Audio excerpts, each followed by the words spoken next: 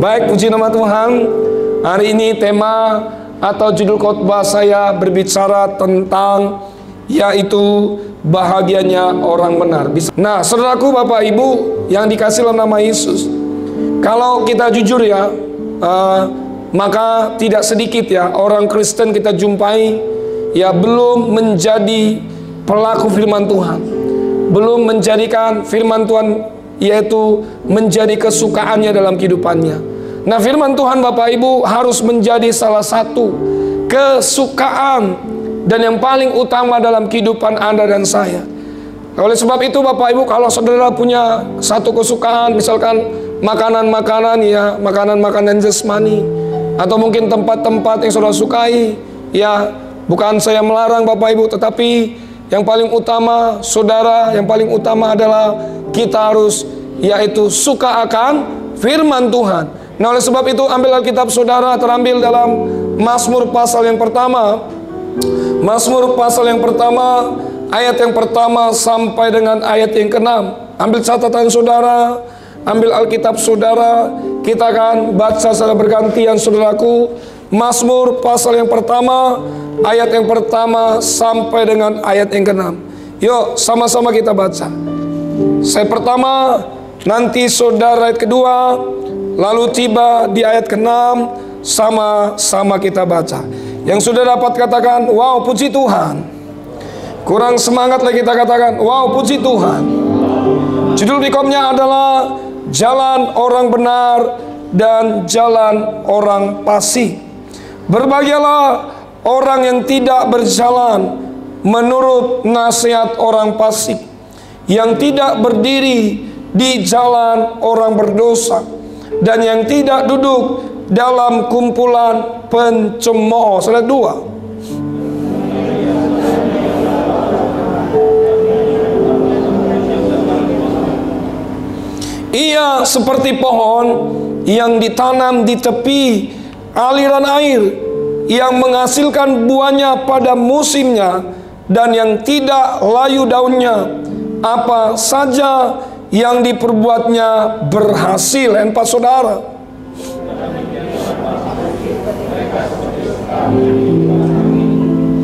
Sebab itu orang fasik tidak akan tahan dalam penghakiman.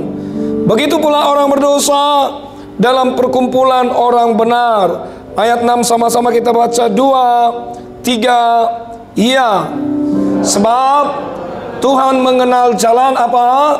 Orang benar, tetapi jalan apa? Orang fasik menuju ke kebinasaan.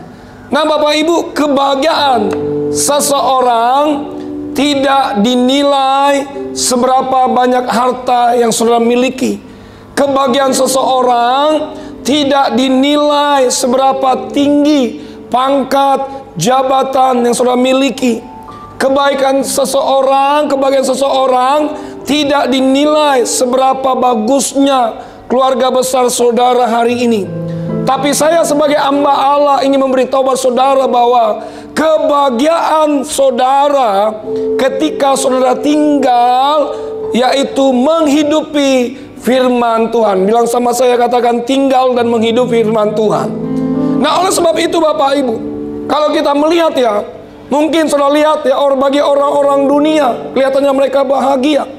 Tapi tahukah saudaraku bahwa secara kasat mata mungkin saudara lihat orang-orang dunia bahagia, tapi kebahagiaan mereka itu kebahagiaan bersifat semu, bersifat sementara.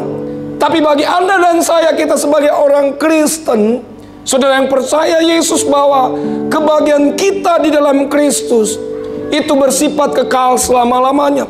Makanya kalau saudara lihat, mohon maaf ya, ada orang misalkan memiliki harta yang banyak, ya serba ada gitu, ya pembantu banyak, mobil banyak, ya bahkan yang mungkin ya juga rumahnya di mana-mana, ya kalau tinggal minta selalu ada gitu.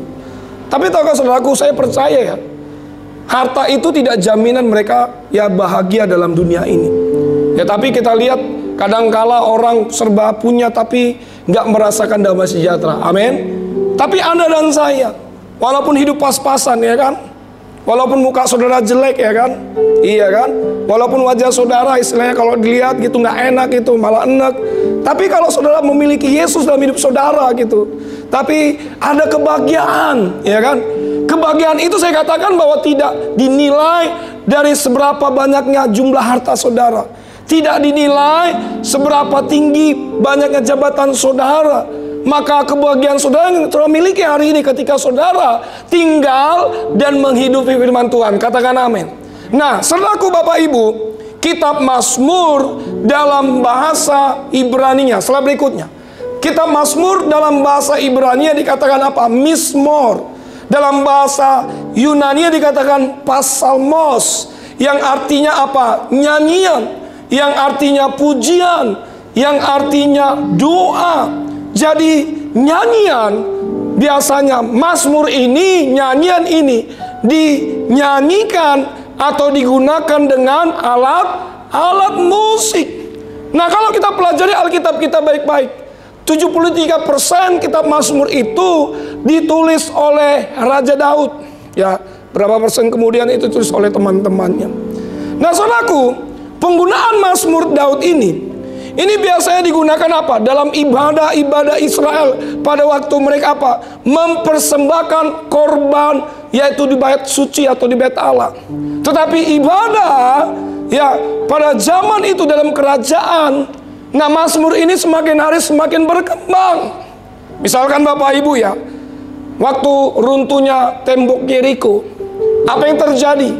Bangsa Israel mengangkat pujian, mengangkat Mazmur bagi Allah. Padahal kita tahu bahwa tembok Yeriko itu tembok yang begitu kuat. Nah, ini mengalami perkembangan.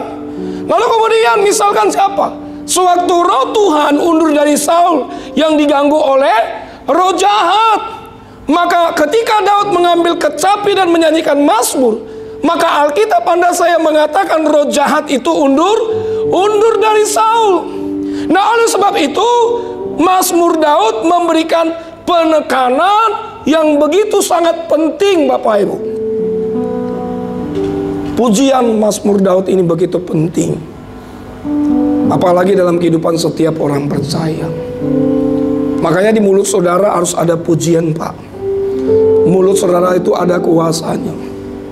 Sehebat apapun bertantangan kehidupan yang saudara hadapi hari ini, saya percaya kalau saudara mulut saudara dengan penuh pujian, ya saudara bisa melewati semuanya. Katakan amin.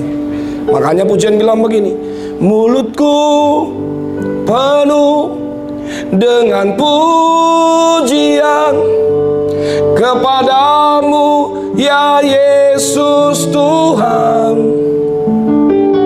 Sepanjang hari ku beri penghormatan kepadamu ya Allahku. Mulutku penuh dengan pujian, mulutku penuh dengan pujian kepadamu ya Yesus Tuhan. Sepanjang hari ku beri penghormatan kepadamu ya Allahku. Sepanjang hari kita beri penghormatan lewat apa? Pujian penyembahan kita lewat lidah saudara. Maka oleh sebab itu Bapak Ibu, ya, kalau saudara ini mengalami pergumulan yang begitu berat, angkat pujian, Pak, Bu. Daripada saudara bersungut-sungut. Bersungut-sungut bukan malah menyelesaikan masalah. Sungut-sungut bukan malah mendatangkan berkah. Tapi waktu mulut saudara memuji memuliakan nama Tuhan, maka di balik pujian penyembahan saudara ada kuasa yang besar. Katakan amin. Nah, hari ini saudaraku ada 3 ciri-ciri bahagianya orang benar. Yang pertama, Mazmur pasal 1 ayat 1a. Setelah berikutnya, yuk sama-sama kita baca. Ada 3 ciri-ciri. Yang pertama, 2, 3. Iya, berbahagialah orang yang tidak apa? Berjalan menurut apa? Nasihat orang fasik. Pemazmur Daud mengatakan, berbahagialah orang yang tidak berjalan menurut nasihat orang fasik. Jadi yang pertama jelas sekali bahwa